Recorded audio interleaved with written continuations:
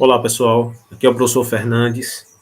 Bom, esse é o primeiro vídeo de uma série de 3 vídeos onde eu irei tratar das medidas de dispersão, certo? Que é um conteúdo relacionado à estatística básica.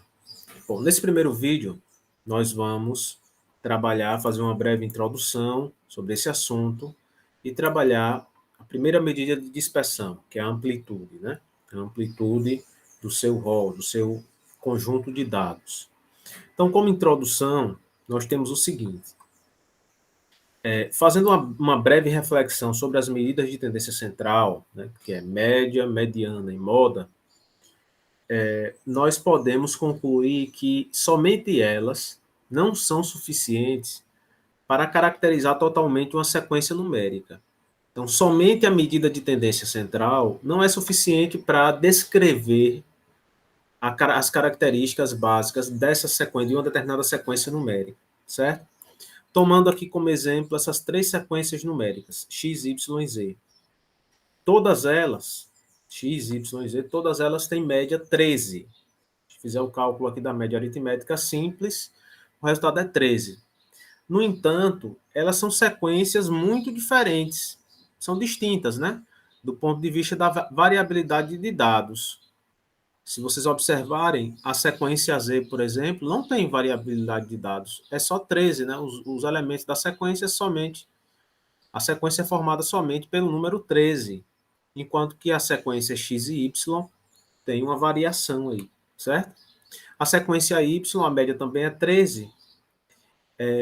Essa média 13 representa bem a série, mas existem elementos dessa série que são levemente diferenciados do 13, né? 12, 14, mas estão todos os valores dessa sequência, os elementos dessa sequência estão próximos de 13.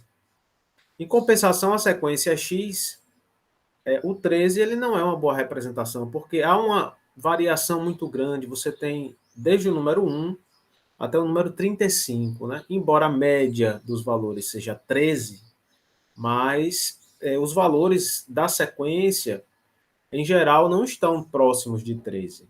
Em média, valem 13, mas não estão próximos. Há uma variação muito grande nesse caso aqui, certo? Então, como vocês puderam observar, nem sempre a medida de tendência central ela é eficiente ao descrever uma determinada sequência numérica. Bom, nesse caso, o que é que acontece? Acontece que nós precisamos de outras medidas que nos ajudem a medir essa variabilidade, essa diferença, essa distância entre os elementos da sequência e a média dos elementos da sequência. Essas medidas são conhecidas como medidas de dispersão, certo? A princípio, nesse primeiro vídeo, nós vamos falar sobre as medidas de dispersão absoluta, né, que são as amplitudes. Então, as principais medidas de dispersão absoluta são a amplitude total, nós vamos ver como é que se calcula daqui a pouco, o desvio médio simples, a variância e o desvio padrão. Nesse primeiro vídeo, vamos falar um pouco sobre a amplitude total. Bom, então, o que vem a ser a amplitude total? É a diferença entre o maior e o menor valor da sequência. Simples assim, é uma subtração. Eu vou subtrair o maior valor do menor valor da sequência. Um menos o outro, certo? O cálculo da amplitude total, ele muda um pouquinho a depender do contexto com o qual você está trabalhando, né? O primeiro caso é quando você tem dados brutos, ou dados já em forma de rol, né? Então, nesse caso, basta identificar o maior e o menor elemento, o menor valor da sequência, e efetuar a diferença entre esses valores, né? Por exemplo, vamos calcular aqui a amplitude total dessa sequência, né? Então, eu vou identificar aqui na sequência qual é o maior valor, nesse caso aqui o maior valor é 15, e vou identificar nessa sequência o menor valor. Nesse caso, o menor valor é 9. Então, a amplitude total, a gente abrevia assim, né, com AT, é 15 menos 9, que dá 6 unidades. Essa é a amplitude total para os dados dessa sequência. Bom, o segundo caso possível é quando nós estamos trabalhando com variável discreta. Nesse caso, os valores já são apresentados ordenados, né, por meio de uma tabela. A amplitude total é a diferença entre o último e o primeiro elemento da série. Nesse caso, o amplitude total vai ser a diferença entre 7, que é o último valor, eles já estão ordenados aqui, né, o maior valor dessa lista de números, e 2, a diferença entre 7 e 2, o maior e o menor valor. Nesse caso, a amplitude total é 5 unidades. Pronto, quando nós estamos lidando com a variável contínua, né, esse é o terceiro caso, nós desconhecemos o maior e o menor valor da série, né? Então, nesse caso, o cálculo para a amplitude total é feito de forma aproximada.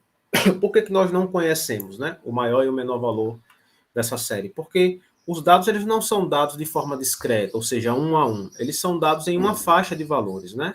Entre 2 e 4, nós temos 5 números nessa faixa de valores, entre 2 e 4. Entre 4 e 6, nós temos 10 números, mas nós não sabemos propriamente dito quem são esses números. Então, nesse caso, o cálculo da amplitude total é feito de forma aproximada, né? E como é que a conta é feita? Ela é feita da seguinte forma: nós vamos considerar o maior valor da série, o ponto médio da última classe. Então, vou pegar aqui a última classe e vou encontrar o ponto médio dessa classe. Como é que esse cálculo é feito? Tirando a média das extremidades, né? 10 mais 12 dividido por 2, ou seja, 11. E nós vamos tomar como menor valor dessa série o ponto médio da primeira classe. Então, a gente pega aqui a primeira classe e tira o ponto médio dela. Então, 2 mais 4 dividido por 2. Isso aqui vai dar 3, né? Pronto. A amplitude total é a diferença entre 11 e 3, nesse caso, né? Nesse caso, vai dar 8 unidades. Beleza? Então, em situações como essa, onde nós estamos trabalhando com variável contínua, para poder encontrar a amplitude total, nós calculamos o ponto médio da última classe, calculamos o ponto médio da primeira classe e subtraímos um valor do outro, certo? Beleza. Um comentário para a gente finalizar o nosso vídeo é o seguinte, né? Apesar da facilidade da obtenção da amplitude total, vocês puderam observar que o cálculo é bem simples, né?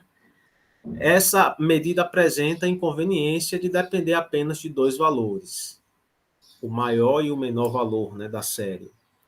É possível modificar completamente a dispersão e a concentração dos elementos em torno da média, sem alterar a amplitude total. Ou seja, é uma medida que tem pouca sensibilidade estatística. É uma medida de dispersão, mas ela não é muito precisa, porque ela leva em consideração apenas dois dados, o maior e o menor valor. Beleza, pessoal? Bom, esse é o primeiro vídeo, como eu falei, de uma série de 3 vídeos, onde a gente vai tratar sobre as medidas de dispersão. Beleza? Aguardem aí o próximo vídeo. Até mais.